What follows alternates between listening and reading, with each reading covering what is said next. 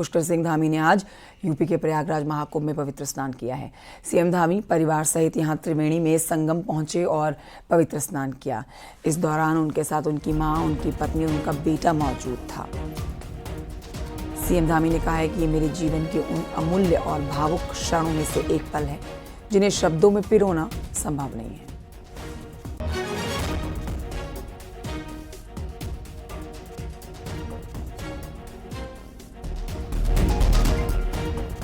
तस्वीरें आज सुबह की आप देख रहे हैं, जब मुख्यमंत्री पुष्कर सिंह धामी पहुंचे अपने परिवार संग आज पवित्र स्नान करने।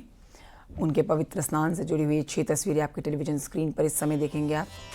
नाव से पहुंचे, परिवार संग स्नान किया। पवित्र स्नान के साथ अपनी माता जी को भी उन्होंने स्नान कराया। सूर्य को नमन किया, सूर्य को अर्घ दिया, परिवार संग पूजा अर्चना की।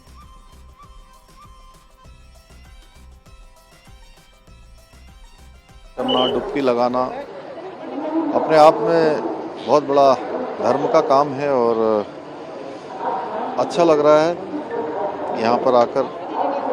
और पूरे देश दुनिया के लोग यहाँ आ रहे हैं और आस्था की डुबकी लगा रहे हैं। मैं भी अपने को धन्य समझता हूँ। देवभूमि उत्तराखंड से ही माँ गंगा भी आती है, यमुना भी आती है और संगम में आकर डुबकी लगाई है। और निश्चित रूप से ये हमारे लिए बहुत ही मैं कहूँ कि मैं अपने को सौभाग्यशाली मानता हूँ कि मुझे भी इन करोड़ों करोड़ों लोगों के साथ यहाँ पर आस्था की डुबकी लगाने का अवसर मिला है।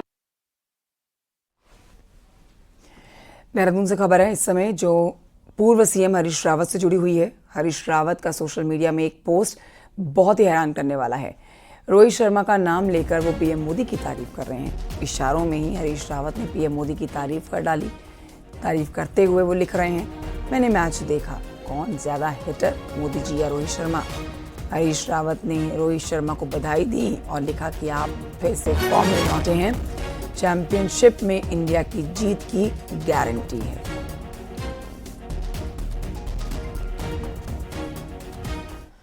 उत्तराखंड के बाद अब गुजरात भी यूसीसी की राह पर है। ड्राफ्ट बनाने के लिए गुजरात सरकार ने भी उत्तराखंड की तर्ज पर रिटायर्ड जस्टिस रंजना प्रकाश देसाई को ड्राफ्टिंग कमेटी का मेंबर बनाया है।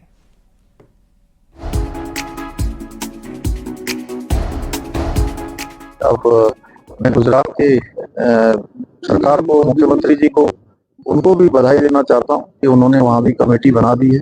वहां भी ये काम आगे बढ़ गया। देश के अन्य राज्य भी इस दिशा में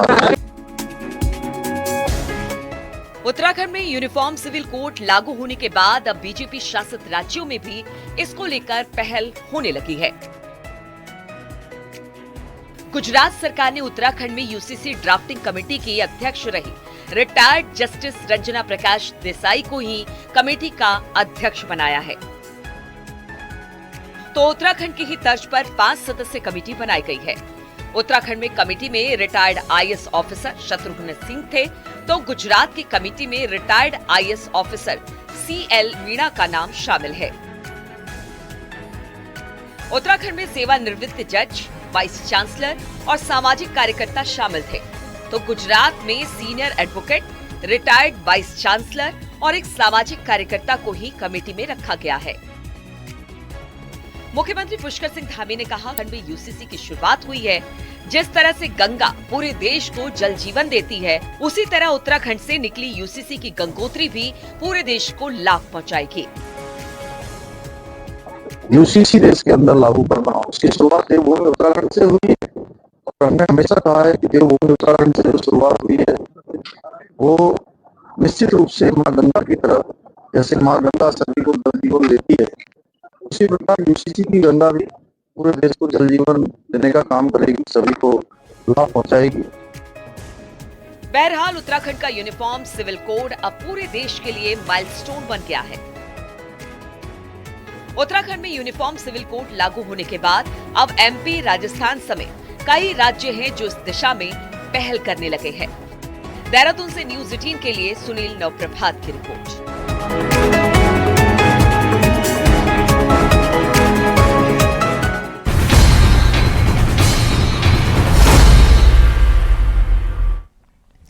देहरादून से खबर, जहां पर नेशनल गेम्स के तहत आज 6 इवेंट हो रहे हैं, जिसमें जूडो है, जिम्नास्टिक है, एथलीट है, नेटबॉल है, टेबल टेनिस है, लॉन बॉल भी है।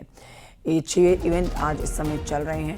नेशनल गेम्स में उत्तराखंड के खिलाड़ी शानदार खेल खेल रहे हैं। अब तक उत्तराखंड मेडल टैली में 15 गोल्ड आ चुके हैं, 22 सिल्वर हैं, 28 ब्रॉन्ज मेडल के साथ ही 6वें स्थान पर उत्तराखंड बना हुआ है और उत्तराखंड के टॉप 5 में पहुंचने की पूरी उम्मीद है।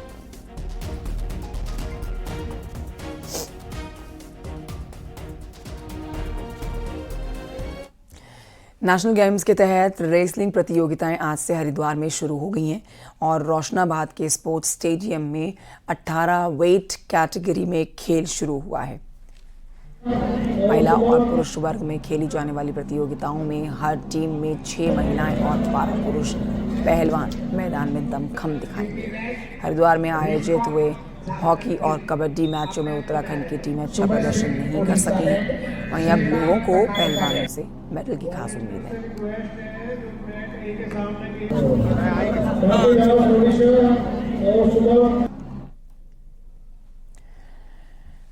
38वें राष्ट्रीय खेलों में नैनीताल के सातताल में माउंटेन बाइकिंग के मुकाबले शुरू हो चुके हैं। नेशनल गेम्स में पहली बार माउंटेन बाइकिंग इवेंट उत्तराखंड में आयोजित हुआ है। सातताल में आयोजित इन खेलों में 19 राज्यों के 72 खिलाड़ी भाग ले रहे हैं। माउंटेन बाइकिंग का ट्रैक कठिन होने के बाद भी देश भर के खिलाड़ी एक दूसरे को चुनौती दे रहे हैं, अपना दमखम दिखा रहे हैं। सोमवार को क्रॉस कंट्री ओलंपिक के तहत मुकाबले होंगे। इसका पिछले जब जितना भी नेशनल गेम्स हुई है, कभी माउंटेन बाइक इंक्लूजन नहीं था। ये नेशनल गेम्स पहला नेशनल गेम्स है जिसमें माउंटेन बाइक की इंक्लूजन किया गया है। And I thank GTCC for inclusion of the mountain bike, और इसमें इस स्टेट की काफ़ी डेवलपमेंट होनी है अगले साल। खबर अल्मोड़ा से है, जहां पर अल्मोड़ा हल्द्वानी हाईवे पर क्वारप के पास में पिछले 4 महीनों से लैंडस्लाइड हो रहा है। इसकी वजह से लोगों को आवाजाही में भारी दिक्कत हो रही है। सड़क पर मलबा आने से कई बार हाईवे को बंद करना पड़ता है। केंद्रीय सड़क एवं परिवहन राज्य मंत्री अजय टम्टा का कहना है कि THDC और सर्वे ऑफ इंडिया की रिपोर्ट का इंतजार है और रिपोर्ट मिलते ही हाईवे के पक्के ट्रीटमेंट का काम किया जाएगा। मंत्रालय बहुत गंभीर है। भारत सरकार के माध्यम से हमने उसमें बजट का प्रोविजन किया है। उसमें चूंकि वो आपदा है, आपदा में THDC और सर्वे ऑफ इंडिया के माध्यम से जो भी रिपोर्ट आ रही है उसके अनुसार हम उसमें कार्रवाई कर रहे हैं। लंबे इंतजार के बाद इस साल कैलाश मानसरोवर यात्रा होनी है। भारत चीन के बीच में यात्रा को लेकर सहमति बन गई है, लेकिन इस बार की यात्रा बीती यात्राओं के से कई मायनों में अलग होगी। यात्रा के इतिहास में ऐसा पहली बार होगा कि यात्रियों को रत्ती भर भी पैदल नहीं चलना पड़ेगा। देखिए रिपोर्ट।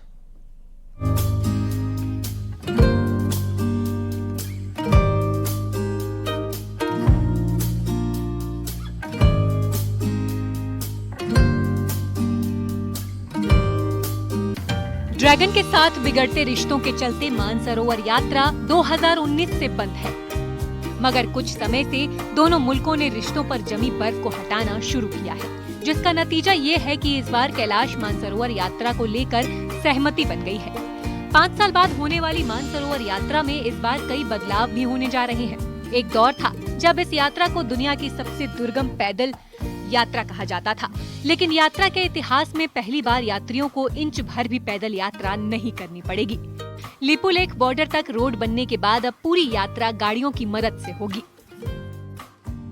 जो टूरिस्ट है, तीर्थाटन के लिए लोग आते हैं देवभूमि के अंदर, जो कैलाश मानसरोवर को लोग जाने वाले होते हैं, उन सब के लिए बहुत बड़ा सुविधा का केंद्र बना है। और आने वाले समय के अंदर ये यात्रा सुचारू चले, अच्छी चले, व्यवस्थित चले, लोगों को कोई कष्टकारी ना रहे और पूरे गाड़ी के साथ और इस यात्रा को पूरा करें। चाइना बॉर्डर तक रोड कटने के बाद यात्रा आसान तो हुई ही है, साथ ही अन्य कई बदलाव भी इस बार होने हैं। यात्रा में क्या होंगे बदलाव? दिल्ली से टनकपुर होते हुए लिपुलेख जाएगी यात्रा। 24 दिन की यात्रा इस बार सिर्फ 10 दिनों में पूरी। पहली बार परंपरागत रूप से होगी कैलाश यात्रा। टनकपुर से पिथौरागढ़ होते हुए यात्रा का परंपरागत रूप। इस बार यात्री सिर्फ गुंजी पड़ाव में 2 दिन रुकेंगे। पहले होते थे यात्रा के दौरान करीब 8 पड़ाव। यात्री इस बार दिल्ली से टनकपुर पहुंचेंगे, जहां एक रात रुकने के बाद पिथौरागढ़ होते हुए सीधे धारचूला पहुंचेंगे। बेस कैंप धारचूला से अब यात्री एक दिन में ही गुंजी पहुंच जाएंगे। लेकिन हमारी तैयारियां हैं, हमारे जितने भी मार्ग में धारचूला से लेकर लिपुलेख पास तक है, पूरा मार्ग बना हुआ है। केएम भी इनके सारे हट्स कॉटेज तैयार है। अगर यात्रा चलती है तो उत्तराखंड सरकार की पूरी तैयारी है। गुंजी के बाद भी लिपुलेख दर्रे तक यात्री गाड़ियों की मदद से अपना सफर तय करेंगे। लिपुलेख दर्रा पार करते ही यात्रा तिब्बत में एंट्री कर लेगी, जहां सड़कों का जाल चाइना सालों पहले बिछा चुका है। यही नहीं, इस बार यात्रा महंगी होने की आशंका भी बनी हुई है। 2019 तक कैलाश मानसरोवर यात्रा के लिए एक यात्री को करीब 2.5 लाख रुपए खर्च करने होते थे। न्यूज़ 18 के लिए पिथौरागढ़ से विजयवर्धन उप्रेती की रिपोर्ट।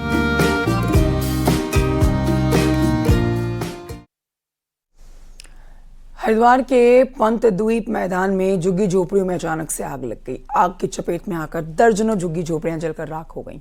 गनीमत रही कि आग लगने से कोई जानहानि नहीं हुई, लेकिन झुग्गियां सारी जलकर राख हो गई हैं। वहां पर लोग जो मौजूद थे उन्होंने आग पर पानी डालकर आग को बुझाने की कोशिश की। हालांकि आग की लपटें कम नहीं हुई। सूचना पाकर फायर ब्रिगेड की टीम मौके पर पहुंची और आग पर काबू पाया।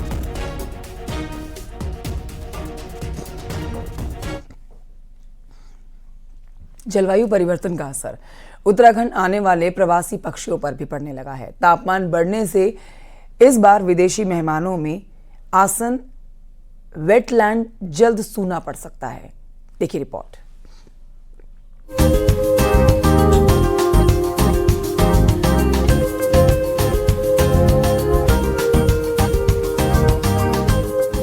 रामसर साइट आसन वेटलैंड इन दिनों विदेशी मेहमानों से गुलजार है। ये विदेशी मेहमान हजारों मील का सफर तय कर इस झील पर पहुंचने वाले खास पक्षी साइबेरियन बर्ड्स हैं और हर साल लगभग 200 से ज्यादा प्रजाति के विदेशी पक्षी यहाँ आते हैं।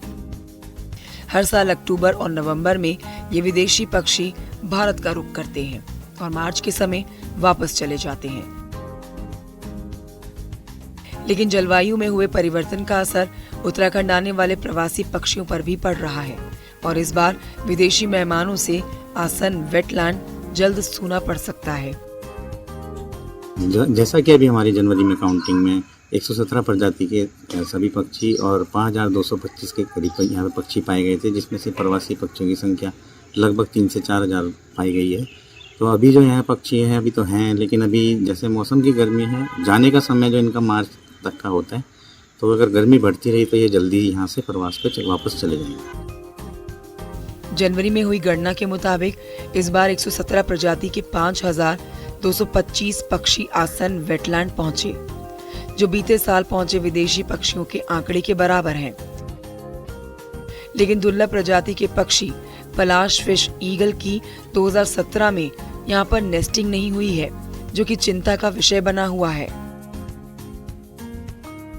पक्षी विशेषज्ञों का मानना है कि वेटलैंड्स पर प्रदूषण अधिक हो रहा है, जिसके चलते पलाश फिश ईगल की यहाँ नेस्टिंग नहीं हो रही है। क्योंकि क्या हो रहा है कि बहुत सारी जो वेटलैंड्स हैं इनमें प्रदूषण बहुत आ जा रही है। पानी की जो प्रदूषण है, इससे काफ़ी सारी जो स्पीशीज़ हैं यहाँ पे घट रही है। यहाँ पे स्पेसिफिकली एक पलासिस फिश ईगल नाम का एक बाज होता है जो मच्छी खाती है। ये ग्लोबली थ्रेटन्ड स्पीशीज़ है और इसकी नेस्टिंग यहाँ पे होती है। अभी हमने देखा है कि कुछ सालों से इनकी नेस्टिंग यहाँ पे कम हो गई है, मतलब नेस्टिंग हो ही नहीं रही है। ऐसे में जरूरत है आसन कंजर्वेशन रिजर्व पर पक्षियों के व्यवहार को देखते हुए काम करने की, ताकि इन विदेशी मेहमानों की संख्या में इजाफा और इनको देखने के लिए देश भर से बर्ड लवर यहाँ पहुंचे और इनका दीदार करें। न्यूज़ 18 के लिए विकास नगर से कुलदीप चौहान की रिपोर्ट।